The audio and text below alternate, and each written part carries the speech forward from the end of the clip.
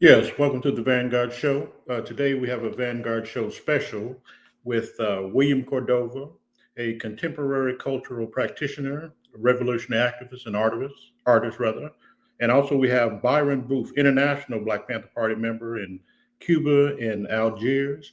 And we definitely want to bring them on to talk about this book, The Odyssey of Byron Booth, as told to William Cordova. And I'm looking forward to definitely speaking with them about this incredible book. And let me bring them on stage.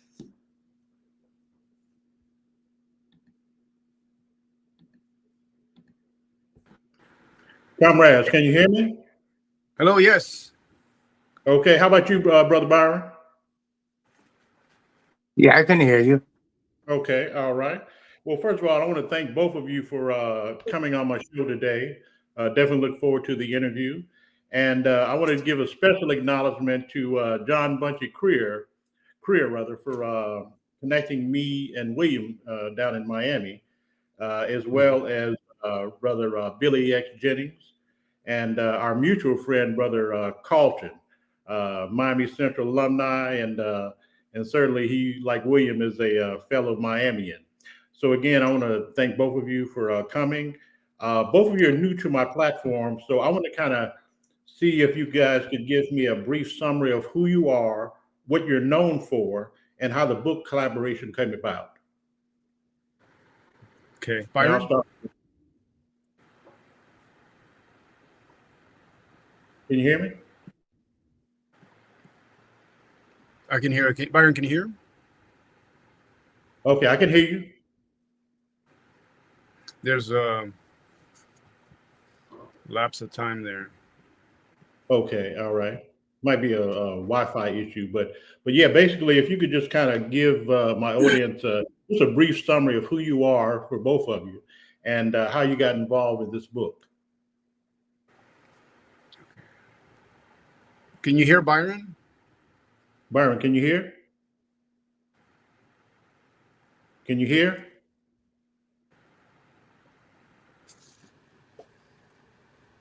Byron, can you hear me? Just raise your hand if you could hear. It looked like his screen is Yeah. paused.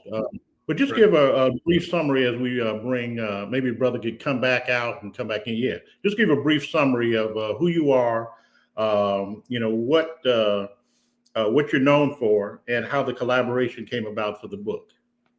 Okay. Well, um, I'm a contemporary artist. There's Byron popping up. Byron, Yes. hey. Okay, I can hear it. Okay.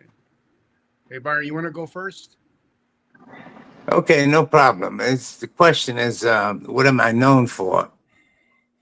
Uh, that's a good question because in different places I'm known for different things. Okay. In the United States, I'm known as an escaped felon, airplane hijacker, and a member of the international staff of the Black Panther Party.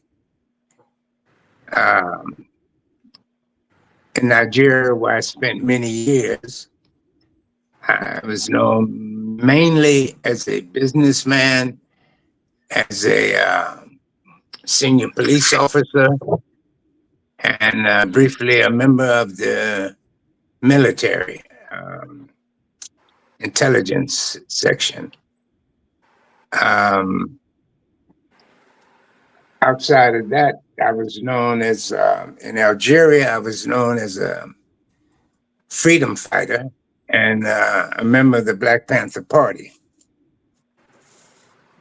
Um, what else you want me to add is to that? That's what I'm known for. Okay, well that's pretty good on its own, to be honest with you.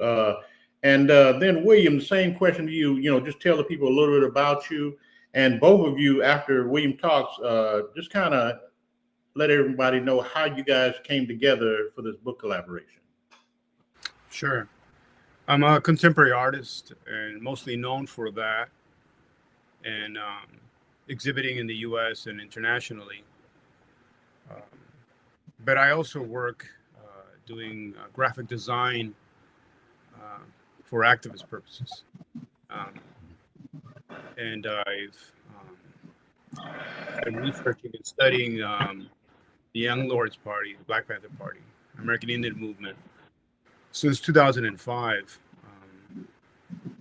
And when I started a residency at Student Museum in Harlem, that's when I first met some New York Panthers, mostly Puerto Rican Panthers I wasn't aware of.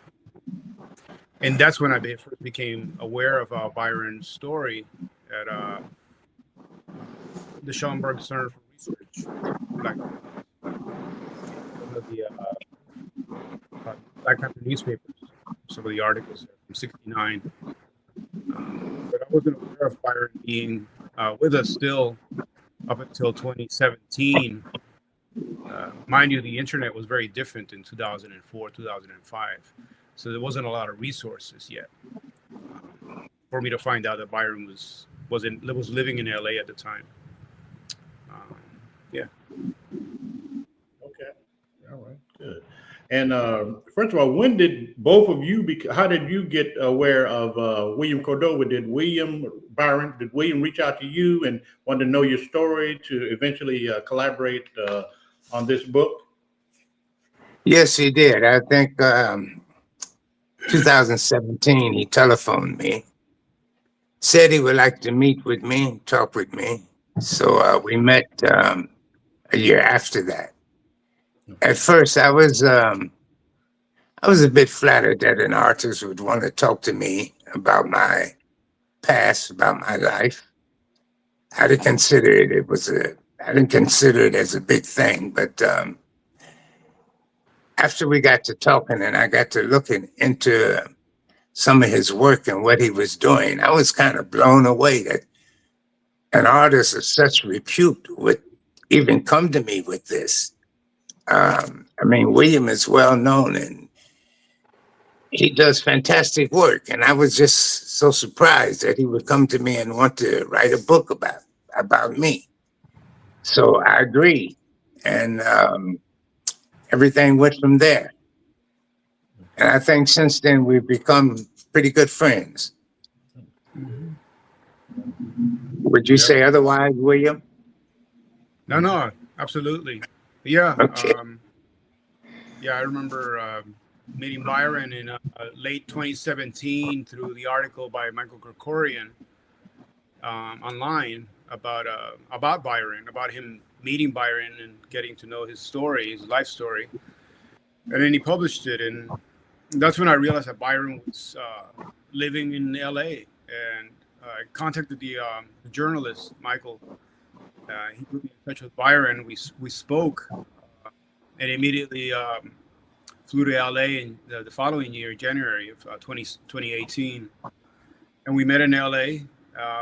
For a couple of days, we talked, interviewed 4 to 8 hours, kept that going through phone conversations and through a collaboration with Tiggy Schmidt, who is a friend of mine in LA, who did more interviews with Byron. And that's pretty much what started it. But at the same time, I was doing the interview with Byron. Byron said, well, why are you doing this for? Just asking me in different ways to see if I'm consistent with my response. And then during the conversation, he said, well, why don't you publish this? I said, yeah, that makes sense. Because up to that point, what I had been doing is interviewing a lot of Panther alumni and Young Lord alumni, I would say since '05, and archiving their stories, transcribing, but not necessarily publishing them. Basically creating a repository of their stories. And this would be the first publication that we worked on together. Yeah. So. Yeah. All right, and also, of course, there are different people getting motivated by different things or get inspiration.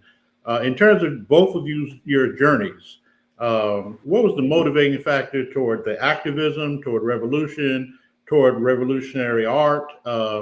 And I'll go with Byron first, just to say what motivated you to get involved and be a part of revolutionary struggle in the world, really. What motivated me? Look, I was doing time in prison. Um, I wasn't happy with the society I was living in at the time. Um, I'm part of a minority group that was being oppressed. Um, Being in prison, I could see I didn't really have any future in the U.S. Being an ex-felon, um, with limited education, uh, no finances, resources. Um, my future from prison didn't look very good.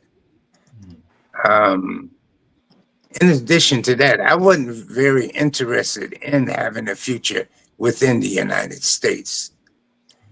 So when I was sent to Soledad Prison, 5 years to life for armed robbery, uh, first thing I did was look at the fences and the gun towers and start plotting an escape. Um, the escape I was plotting wasn't just to escape prison and be somewhere in the US, but to escape and get out of the US. At that time, I was an avid reader of Mao Zedong, Che Guevara, um, Jose Marti, Engels, Marx, Lenin, um, a number of revolutionary writers and thinkers. So my concept was to get away from the US and do what I could do to change the nature of the system in the US. Um, while in Soledad, I became friends with a number of people who were very revolutionary in their thought. El Prentice Carter was one. Eldridge Cleaver was another. Spain, I could go on and on. We start thinking, what could we do to advance the situation of Black people in the United States? At that time, the civil rights movement of Martin Luther King started expanding. Black people were getting beat with billy clubs, sicked on by dogs, being shot, stomped on. This infuriated all of us. We couldn't understand why people would protest and allow themselves to be beat. Martin Luther King called it a nonviolent movement. So did Mahatma Gandhi call it nonviolent. But that movement in itself produced our form of thinking of meeting violence with violence, or even more violence. So this whole concept of the Black Panther Party started on the street with Huey Newton, but it also started in prison too. And there was, you get so many people thinking this thing. We're not pledging to a central idea. So many of us had different concepts on how to approach this. Basically, the Black Panther Party, in my viewpoint, was a reformist movement. It wanted to reform the society, the government, the way people looked at Black people. It still wanted to be part of the system. I didn't want no part of the system. I wanted to see the system removed and replaced with a better system. So by the time I made my escape from Soledad, I was more or less following the concepts and ideas that I had read about of Ernesto Che Guevara. I escaped from prison, hijacked an airplane, getting to Cuba, hoping that I would be able to meet Che Guevara in Cuba. Unfortunately, when I got there, he had already left. And Fidel wasn't about to send anybody else after him to meet him. So I was stuck in Cuba for a while. And that's where I ran into Eldridge Cleaver. He insisted that I was a member of the Black Panther Party and insisted I should help and assist the party in Cuba, which I did. William, you want to add anything here? Well, yeah, that's a very little known part of the history of the Black Panther Party, where Byron became the Minister of Defense in Cuba under Eldridge, where they tried to establish a Black Panther chapter in Cuba. And local Cubans called it La Casa de las Panteras, the Panther House. so many Panthers coming in and out. Some more Panthers who had to hijack planes. Some were not Panthers who became Panthers in Cuba through Eldridge at the time. This is during the spring of 1969. Byron arrived end of January 69. Eldridge had arrived Christmas Day, 1968, December. And so the La Casa de las Panteras was there basically around that time until June, when Eldridge left for Algiers. There was approximately 9 Panther members working with Eldridge at the time in Cuba. And they slowly left from Cuba to Algiers at that time. By the end of the summer, they were everyone that had been working with Eldridge at the time were in Algiers, except for maybe 3 members who stayed in Cuba. Yeah. Okay. And also, William, since you're on, I just want to kind of see what brought you on your journey before we get into the meat of the book. What brought you on your journey in terms of art, activism, revolution? What was the motivating factor behind your journey? Well, all those are the ingredients, I think, that motivated me. I don't separate them. Activism, art, politics, transformation, and alchemy. Basically, for me, are the first things that I was introduced to growing up in Peru, in Lima, Peru. We learned through example. And in the 1970s, the Black Panther Party was very influential in South America. And we were exposed to the Panther Party. My oldest brother was definitely through political murals in Peru. And then I left a big impression on me. Coming to the States, I became more aware of it, more directly aware. In Miami, going to Afro Books and Things in Liberty City. So I just became more oriented in American history. Whereas in Peru, I was familiar with specific strategies and programs that the Black Panther Party had influenced in South America. For example, breakfast program, things like that. There's just a variety of things that influenced us. Of course, Emory Douglas's art was very influential in South America. It influenced my brother to do murals in Lima, activist murals at the time. There's during the what people call the Cold War period in South America, but it wasn't very cold. It was actually pretty hot down there in terms of warfare. None that which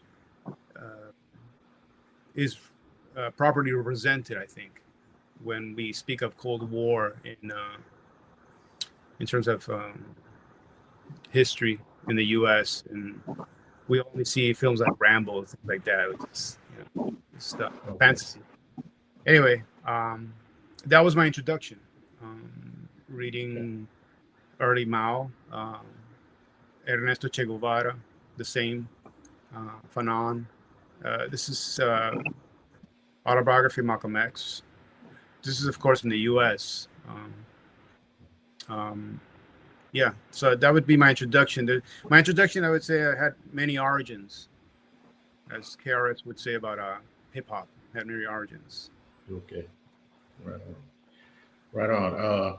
I do want to ask about this book in terms of the narrative that you got from Brother Byron, in terms of sitting down, talking with him, and then the illustrations, and then the historical picture. How did this come about in terms of collecting so much, archives and pictures, notes? I mean, it's a very detailed book. Explain that process, and obviously speaking with Brother Byron, and then collecting all the historical documents that's in this book. It's amazing. Tim, talk about that. Well, in meeting Byron and speaking to him about his story, his points of references are all over the world. Every place he's gone to, all his influences, it's people he's met, organizations he belongs to. Very few human beings have that experience. I needed to contextualize all of this because he might be talking about Eldridge 1 minute, then he's talking about Fela Kuti, and people may not know who Fela Kuti is. And so I needed to contextualize almost every step that he was taking forward in his narrative. And that kept getting a lot lengthier and lengthier, but it needed to be part of the story because that is part of Byron's story. And all of these components were part of his, part of his chapters and constellations, I would say. Yeah. So they're all activated, they're all interconnected because it's part of his life. And they were very significant. People sometimes coming in and out or through his story had their own stories, had their own meaning that I think were also important and part of influencing him or influencing them. And that's that's part of the index of the book as well, where it shows a lot of these connections and their significance. Okay. Yeah. Brother Byron, talk about sharing this story at this time and what you hope that the communities and international communities, domestic communities of young activists or just young people want to know about struggle. What does it mean to you to, kind of share your life as an example of that? And what do you hope to get from it in terms of the public's reactions, especially young activists? Yeah, well, actually, I wasn't very interested in all of that. I mean, when I met William, like he was just saying, in Peru, the Panther Party had some influence there. I didn't know that. I'm just learning that now, listening to him. And when I met him and began to know him, I was amazed that he knew so much about the Panthers and a number of other Black personalities and people. And he wasn't really, I don't think, looking for celebrity status or to be well known. He just wanted to do a work. And that endeared me to him. And the work he was doing wasn't just writing a book, it was a piece of artwork. And that really blew my mind. I mean, he was doing something different. Of course, he was writing about the Panthers, he was writing about me, but it was more or less in an art form. And I was very interested in that. And he was very sincere in what he was doing, in the questions he was asking me, and the way his demeanor towards me. I mean, I realized I was talking to a brother, somebody I could trust.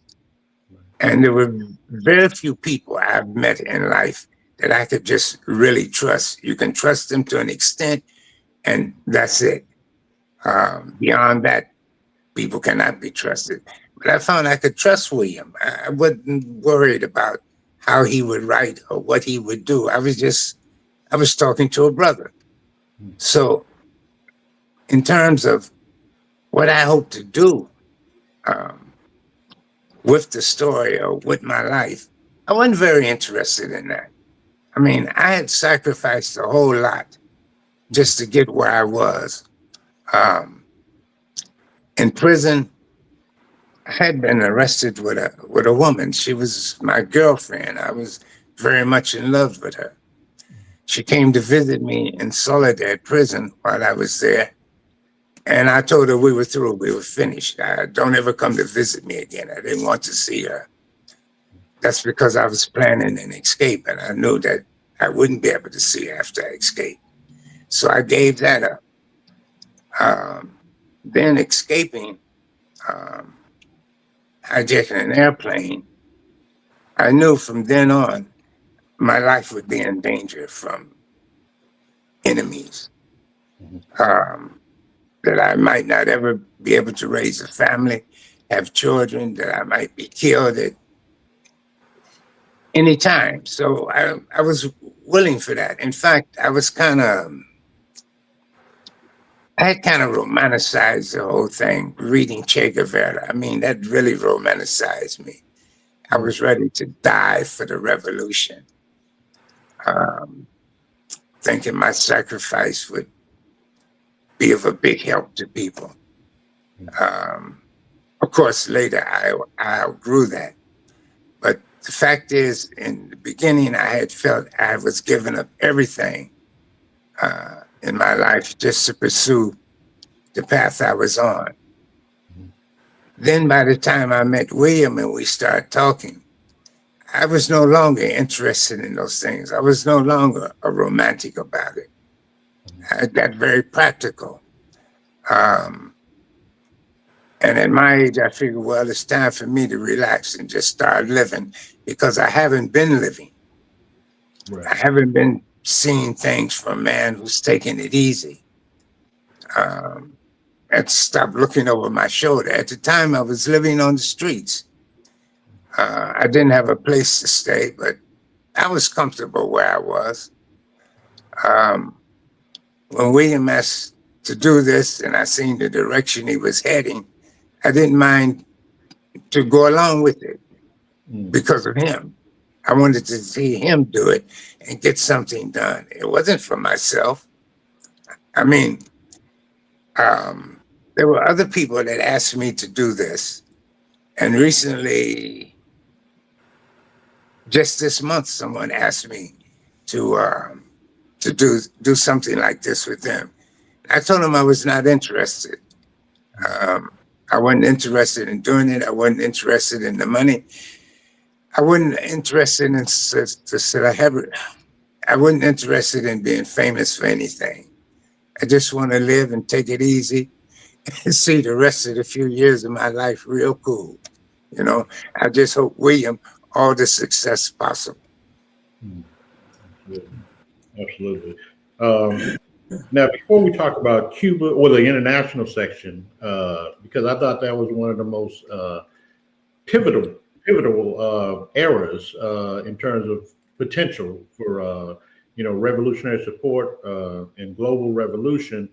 That time it was an era of what they call skyjack or hijacking, and illustrated in books like the Skies Belong to Us, and certainly Brother William Lee Brent, I think his name was. He talked about his journey from Oakland all the way to Havana. I wanted to ask you, Brother Byron, I mean, really kind of go over that decision and then that day, where, you booked tickets to go to Florida from LAX. And thing is, describe some of the circumstances that made you successful to get to Cuba, and then of course, William, I'd like you to kind of fill in some of the details of that if you can. Well, even breaking down that more, like that whole process, because it takes a lot and bravery to get that done. Yeah. Well, to me, it was very easy. I didn't see anything difficult about it. I got outside of prison. I waited at a spot where there was a tree and a little shrubbery I could hide behind. Other than that, there were open fields there. So this was one of the few places that I was able to hide behind. It was close to the road. And I had told the person picking me up that to drive past that road, when they seen a shoe in the road, which I meant a prison boot in the road, I would be there. They should stop and pick me up. Of course, the first time they drove by, they didn't see it. It took them about 6 or 7 minutes to make around and come back again. They stopped, picked me and Robert Clinton Smith. He was the guy with me when I escaped. He picked us up. He had a change of clothes for us, money, weapons, and took us to LA International Airport. We had changed clothes in the car. We bought a ticket to Miami. There was no guards like it is today at the airport. There was no, what is it, TSA? There was no such thing as TSA then. Everything was clear. We bought a ticket. I got a boarding pass. I walked, the plane was loading. I walked and got on the plane. On the way there, we were quite comfortable. The plane had a stopover in Houston, Texas. I told Clinton Smith, I said, look, let's get out. Let's walk around, see the duty-free shop. We've been in prison all these years. Now let's walk around and taste a little freedom. Okay. Well, we walked into the duty-free shop, and there were these two huge Texas police officers, looked like two huge rednecks, and they were eyeballing us. I told Clinton, we better get back on the plane. So we got back on the plane left. When the pilot announced that we were approaching Miami and we'd be landing in several minutes, I got up, went to the little place where the stewardess prepare snacks or whatever, and told her I needed some water. When she turned around to get the water, I put a gun in the back and said, let's go to the cabin. Clinton Smith was behind me, watching my back. We got in the cabin. I wasn't nervous at all. It was just, in fact, it was just routine to me. We got in, I told the pilot, we're taking over this plane, that we're going to Cuba. I could see out of the window of the plane the outline of the U.S. In Florida, so I knew where we were. So you didn't get Miami and Havana mixed up or nothing, right? No, not at all. I knew exactly where we were. In fact, it had crossed my mind to stop by the White House, drop in on the White House. But I figured that wouldn't be a good idea. If I was going to fight a revolution, I needed to be alive and not dead. Right. Anyway, we went on to Cuba. When the plane landed, the pilot couldn't get a landing in Havana. We were directed to Camagüey. That's in the middle of Cuba. When the plane landed, Army troops ran out and circled the plane. There were two circles around the plane of Army troops. Two officers came on board. Actually, it was three officers came on board. We never left the cabin of the airplane.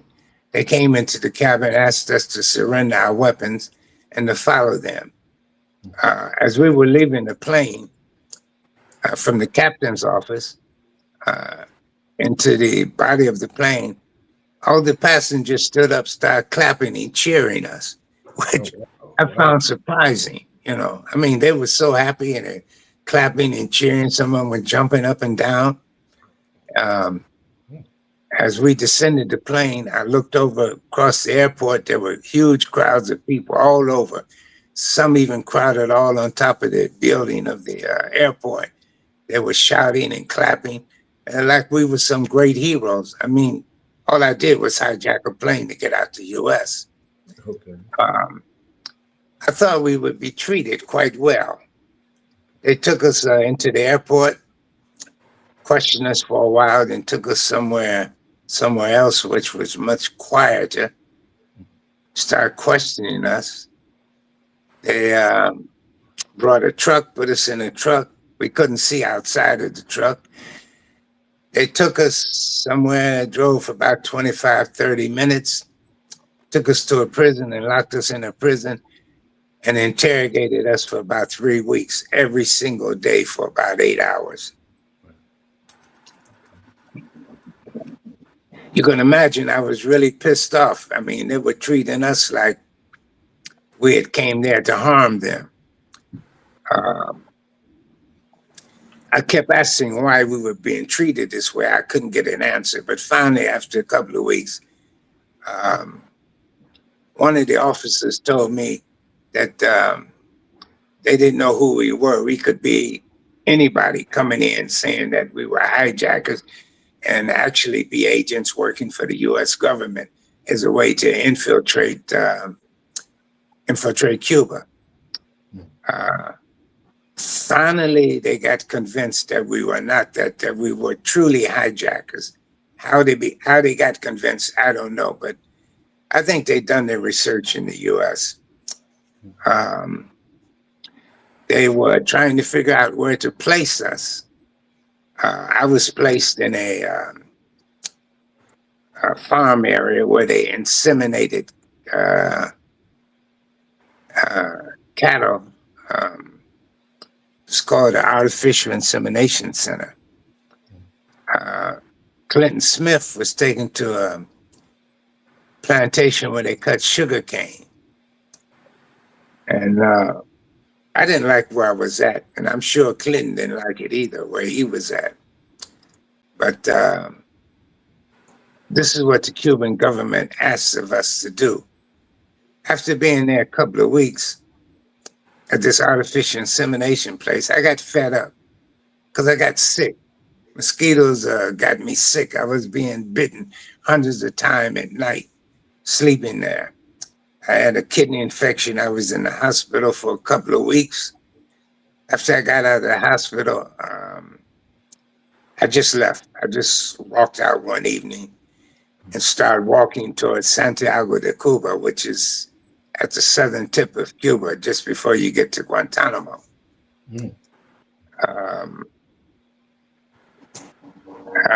Several miles into the journey, I started looking for the sugarcane plantation where Clinton would be. And somebody told me there was a sugarcane plantation a few miles down the road. I finally got there about 2, 3 in the morning and found Clinton asleep in some rundown piece of shack. Told him to get up and let's go. He got up, we headed to Santiago de Cuba. We hitchhiked. We finally got there, and it wasn't to our liking at all. All right. And William, I'd like to bring you in terms of, what Byron has just talked about as he was telling you these stories. And of course, eventually you put it in the book. What were some of your thoughts about that? And, and how you were going to document it in this publication in terms of his own journey and what he went through. Well, my approach first was to think about autobiography of Malcolm X and how it's he didn't write it, but he told it to Alex Haley, and Alex Haley transcribed it as he plainly spoke. And so that was the approach that I had. I simply took out my my questions from the transcription and only included what Byron shared, and then I contextualized some of the parts because there's so much history there. And that was basically it. But I needed to elaborate on many things, not only in Cuba or thereafter, but before that. A lot of the history, for example, there's between 1968 and 1972, there were over 400 hijackings. In relation to Cuba, there was about 70 to 80 hijackings between 68 and 72. There were over 24 Black Panthers, specifically hijacked planes to Cuba. Didn't they even set up a hijack house? I think William Lee Brent talked about a hijack house. Yeah. The hijack Hilton was also a place where they put hijackers. That was set up around that time when Byron William Lee Brent arrived there after Cleaver had left, after Byron, after Raheem left. Later on, a lot more, I would say, Black Panthers that were Black Panthers in the U.S. started using Cuba as a way to get to Algiers or other countries. Some settled there, but mostly just used it as a stopping point.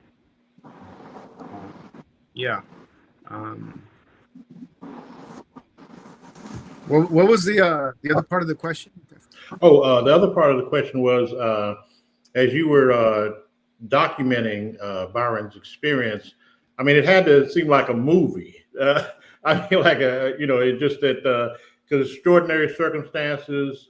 Certainly, it was the era of revolutionary activity and fervor, and to what even though he described it it wasn't really a bold thing, it was just a thing to do, or that he was motivated to do. But you have to say, wow, that's it took a lot of courage, at least from my perspective, and dedication to make sure it happened. So I just wanted to kind of see how you really nailed it in terms of the narrative that you put in the book, and just coming away with after everything was done in the book, and how you were able to help Byron tell the story. That's what I want to kind of get at, and of course Byron can chime in as well.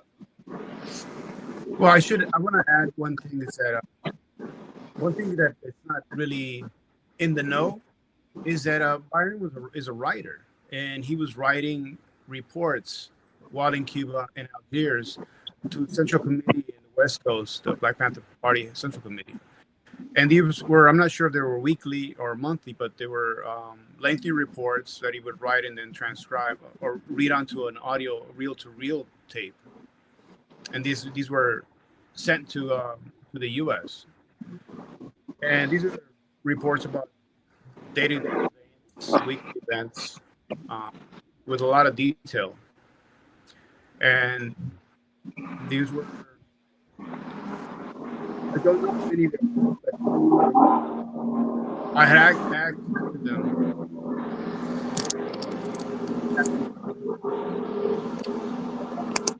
Emory University in Atlanta. Kind of getting a little choppy. Yeah. Okay. Good. Hey, but let me say this. William seemed to me William's greatest effort was in researching all of this, I was amazed that he could come up with these things and find out things that I had forgotten about, things that I didn't think very few people even knew about. I mean, he'd come up with it. There was somebody that was very close with me when he was doing this book that I was consulting with, Professor Karen Stanford. And she was quite amazed too at how he could research all of these things. She was used to doing a lot of research herself, but she had said she never had met anyone that could research like William. I mean, he'd find things that I didn't even know existed, and come up with pictures too, It was really amazing. I don't know how you did it, William. Yeah, explain that process, William, because I know that, with Billy X. Jennings and others, I mean, you had to compile so much information for the book. Talk about that process. Well, I think that starts at home. And researching my own family background. There's a lot of things the family, both sides, don't speak about, still don't speak about. And nothing to be ashamed of, but from their perspectives, from that generation, they may not, their opinions and perspectives differ. And so I slowly try to uncover some of my family, my father and mother's side's history, their origins, their members, who did what. I wanted to know how we're shaped as human beings, as family members, what influenced us, things like that. Where does this inspiration come from? Why am I motivated to do certain things? Just stuff like that, because we had no real knowledge, especially after we left Peru in the mid 70s. We were pretty much cut off. And so as a child, you start asking questions, but then I was also pretty much a loner. So I spent a lot of time disciplining myself, doing research on family, and then on other things. Just became very inquisitive. But it's also important for me to contextualize things, my family, and also just topics that I was drawn to. Byron's life stories, he wrote himself. I mean, he audio taped and he wrote and audio taped his first month in a Cuban prison when he and Rahim first arrived, or Clinton Smith, to Cuba. And there's many other audio recordings there.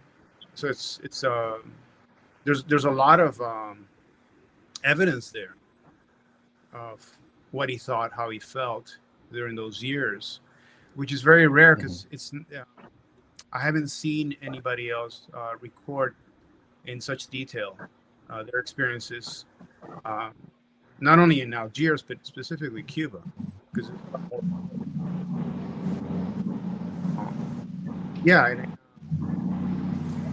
And also, I was about to say that I wanted Byron to discuss his time in Cuba and then eventual arrival in Algiers and how that process worked out.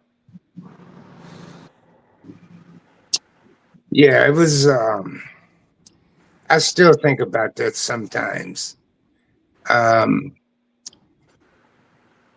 There was some problems we had in Cuba. One of the problems was Eldridge Cleaver. He was so busy chasing women.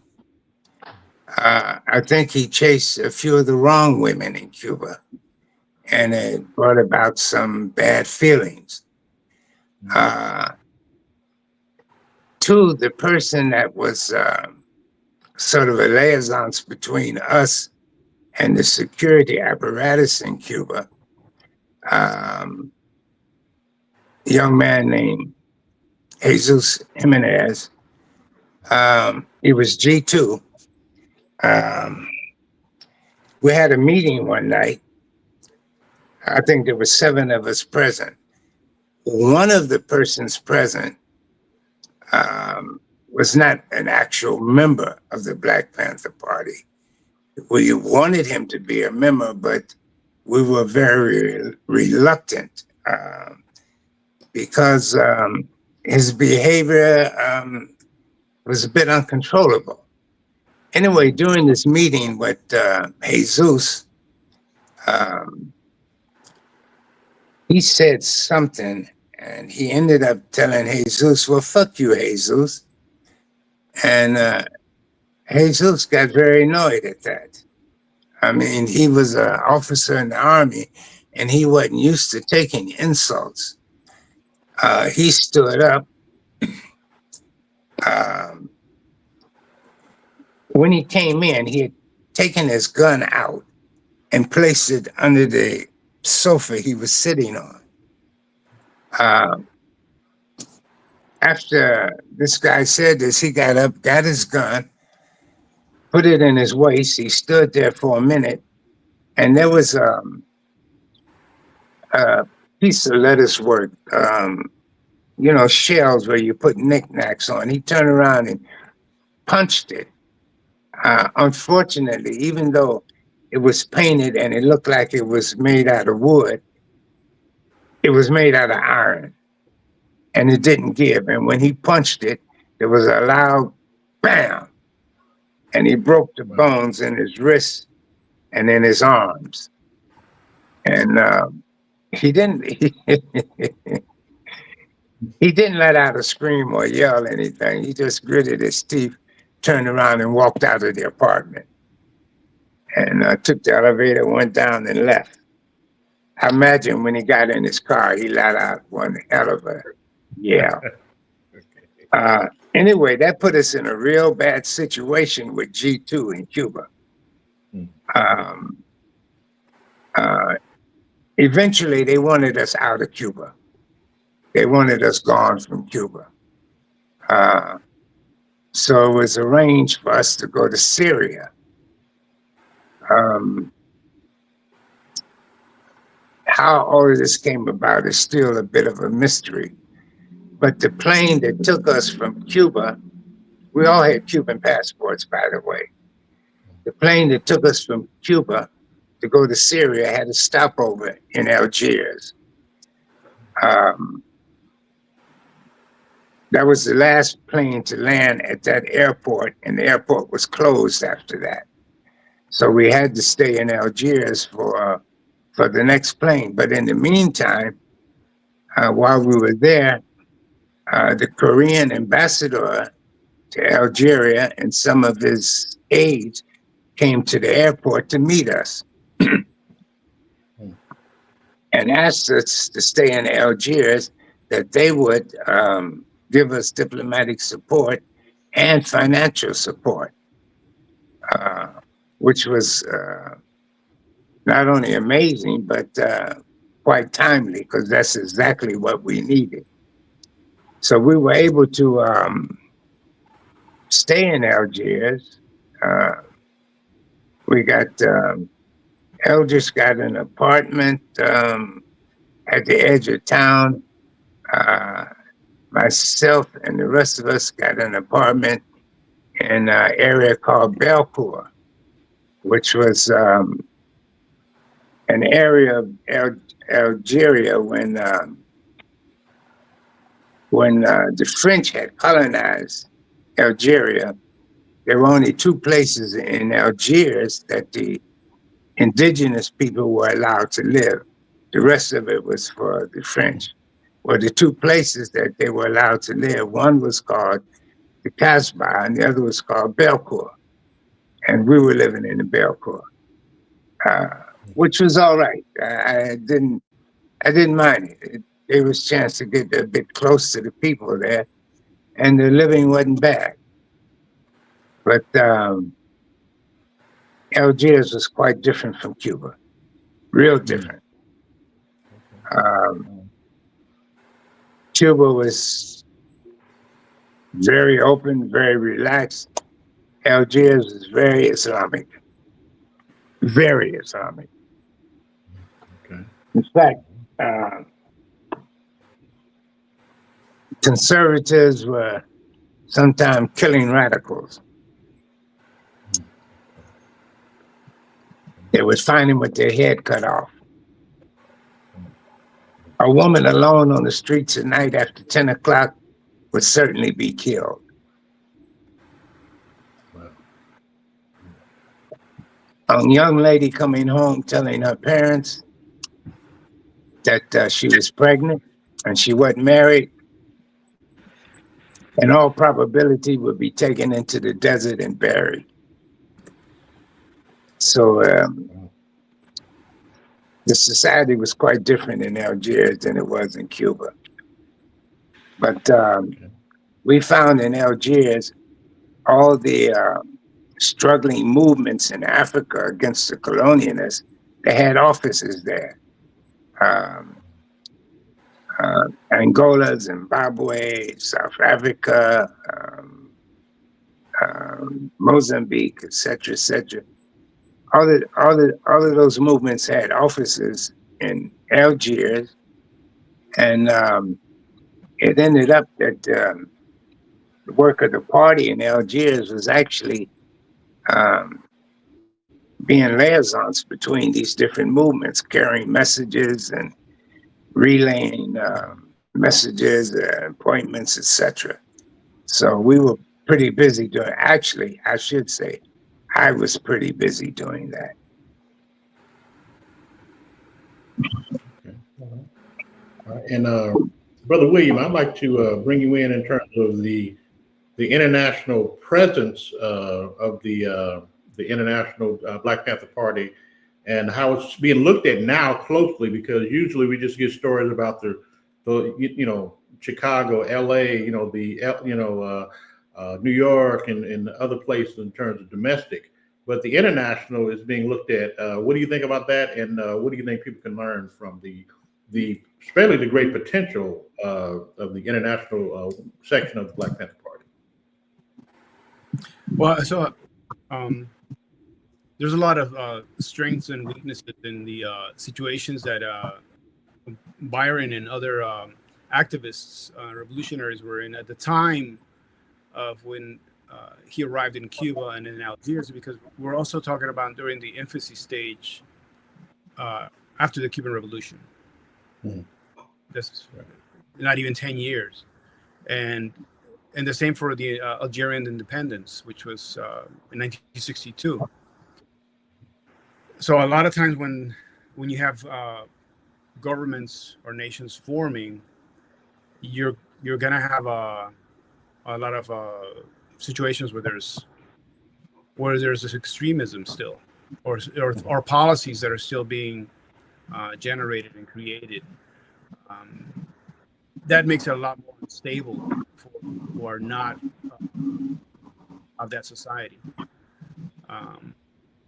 There was a lot of struggles in the international section in Algiers. Byron was and the other Panthers were definitely part of the foundation. It didn't become the international section until 1970. It didn't become established like that until after Byron had left Algiers. But there's one thing that I wanted to say about it is that the international section was also responsible for creating using technology, video recordings. They started using early video cameras. This is 1970, 71, to convey messages, because if anyone is familiar with COINTELPRO, the FBI counterintelligence program, and how they would infiltrate, disrupt the party, not only the Black Panther Party, but all activist organizations, was through fake mail.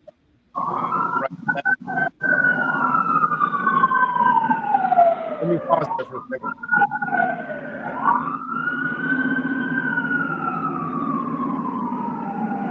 And well, I grew up in Miami, so I'm used to that sound. Yeah, that's not here though. I think that's LA. Malik, I'd like to ask you something. With this information. I mean, I haven't talked this much about myself since I spoke with William. William is saying a lot of things, and so am I. What are you going to ultimately do with this information? Well, what I do is, I've conducted around maybe 80, 90 interviews already, and I share it with the public so they can kind of decide for themselves the information, whether it's motivating, it's informative, pretty much just to get the word out about, who people are and them telling their story. So that's why I created the platform to do that. So this is about my 85th interview. And what method will you use to disseminate this information? I mean, so how basically, will like you... say a YouTube channel. I have a YouTube channel as well. I have different social media networks that I post to as well. Uh-huh. Okay, your name is Malik. What is the last name? Ishmael, Ismail. Yes, Ishmael. Yeah. Are you a Muslim? Yes, I am. Sunni Muslim? But I'm not, like I say, I'm a Sunni Muslim by declaration. And again, like I say, we're like I say, I guess converted when I was pretty young, but in terms of if you see me drinking, it's just that I have a health issue right now, so that's why I'm breaking my fast. Okay. Yes. So I hope I answered all your questions. Why are you fasting? Well, I do spiritual fast and also mental fast to kind of get my body back in line, and I have a few health things I'm dealing with right now. So oftentimes just to put less in your body where your body got to work, and I pretty much have that reason for just Okay. trying to do these. Understand. Yes. All right. As well as Ramadan. Yes. Well, that answers my question. William, let me ask you, how have you been doing? We haven't spoken in a while, but how is your family? How are the folks there in Miami? Things are good. Yeah, just staying on top of things with family, with parents. Yeah, just trying to keep things balanced. That's good. That's good. Yeah, thank you. Yeah. And we got about 2 more questions that I want to definitely get in before we sign off. Again, where can people pick up this incredible book? Where can they get this? They can get it on Name Publications' website. Name Publications is a nonprofit book publishing company and based in South Florida. They also have a store there, but they can look it up in any search engine. Just Name as it is, NAME Publications, and Byron's book is going to be right there. Yeah, it's okay. And this is going to be for both. Well, first of all, I want to know where did you get the name, Byron? Where did you get the name? Is it Muizi or Muezi? I was wondering that about the name and what it means. That name I used when I escaped from prison into Cuba. It's pronounced Umwezi.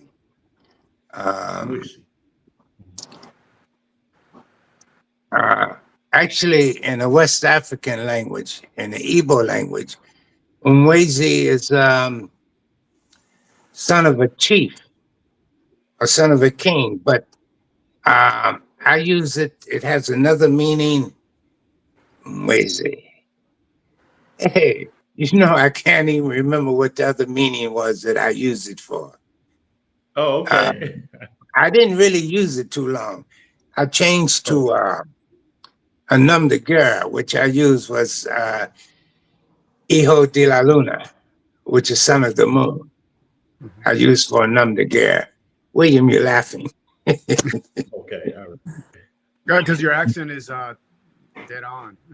Yeah. Yeah. But I later changed that name again when I met the representative of MPLA.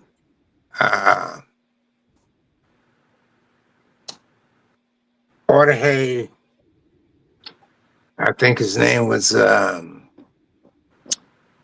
Jorge da Silva. I'm not sure. He later became Minister of Information of MPLA when they got their independence. I met him when I was in Cuba. So I started using the name Ernesto from Ernesto Che Guevara and Jorge from the Minister of Information of Angola. So I was using the name Ernesto Jorge.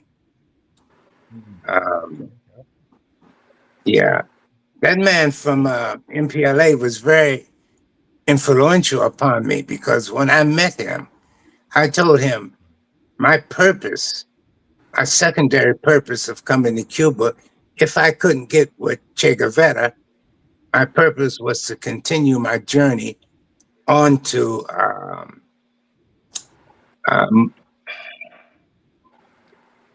onto Angola. Yeah.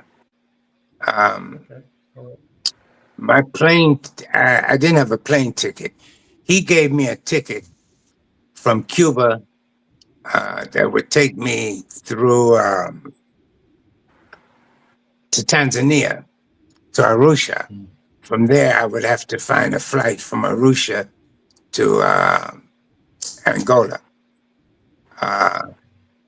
That was the ticket I used when I left Algiers. I used that ticket to go to Egypt, from Egypt to Nigeria. From Nigeria, I was to catch a plane to go to Arusha. And I got delayed in Nigeria. Okay. For 30 years, right? Yes. Okay. All right. Well, I have a second to last question for both of you. What are the your future plans and projects that you would like to discuss, and how can people support your efforts?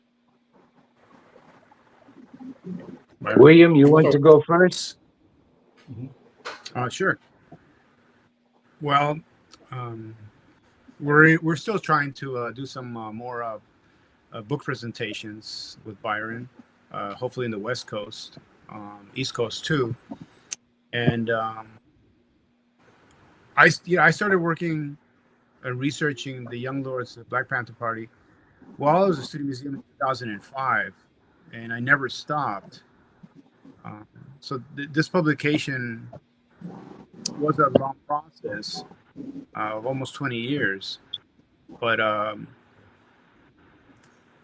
within that time, I also started doing research on Latino Black Panther members, whether they were African descent or not.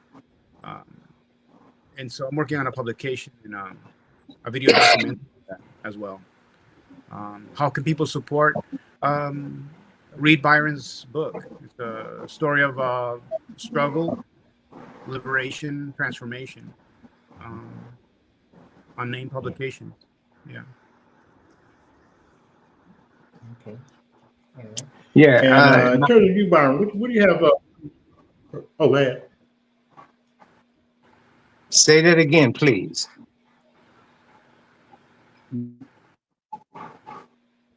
Will you repeat that? Yeah, I was just saying. Can you hear me? Yes, I hear you. Okay. Yeah, I was just saying. Did you want to add on to what William said? In terms of Yeah, some things you well, have looking forward to, and or what? yeah, well, out of all of this, I would just like Black people that are aware to try and get closer to the Latino community and the Native American community, so that we could coalesce as one against what's happening in the U.S. I mean, there should be a greater communication between the communities. It should have been a long time ago. But as of now, it really should really increase between the Latino community, Black community, and the Native American community. I think that's kind of important these days. That's about all I wanted to add to that, to what William was saying. Okay, all right. William, did you want to follow up in that same regard in terms of just bringing together people, especially around, the current climate? Did you want to kind of add on to that? No, I think Byron's book is a good example of coalition building. There are different strategies in there. One reason why I was influenced by the Black Panther Party because of their willingness to cross certain boundaries, nations, geographies, and be relatable. There was a lot of articles about Peru or people writing into the Panther newspaper between 1978 and 1980 that were coming from all over the parts of the world, and I think those are important examples that because otherwise humans easily isolate themselves. We assume we only have struggle, and that's our own individual struggle, but it's actually an international struggle. So I think the example, the Panther Party, of the Panther Party, is to me an ideal example. And Byron coming from also part of that history. Well, again, I really want to thank both of you for coming on my show and helping people contact you, speaking engagements, opportunities, and to follow you on social media or a website if you have a website available to share. I'm only on Facebook. Yeah, I'm sorry, Byron. As far as me, contact me, I think it would be at present. Contact me through William, a name publication. Later, I'll make it more available to contact me directly. But I wanted to ask you, how would I contact you? Oh, certainly. I can definitely give you my information. William can share my information and get my my information for you. Please have it text or email to me, please. Oh, absolutely. Mm-hmm. All right. Yeah. And then now you, Brother William. I only use Facebook, but people can contact me through that or name publications as well online. Yeah. Well, again, I want to thank both of you for coming on today. It's been a very heavy study, if you will. And again, I want to thank both of you for producing this book. I got through it, and I tell you, it's quite amazing. And I want to tell everyone out there to get this book and definitely support Byron and William in that regard. So again, I want to thank both of you for coming on, and I'll be talking to you real soon. Yeah, thank you for having us, Malik. Nice talking to you, brother. I hope we can talk again in the future more. Oh, absolutely. Absolutely. And you too as well, William. I appreciate you, brother. Thank you. Likewise. Thank you both. Appreciate it. Appreciate your time. Thank you. All right. All power to the people. All right now. You folks have a good day. Bye.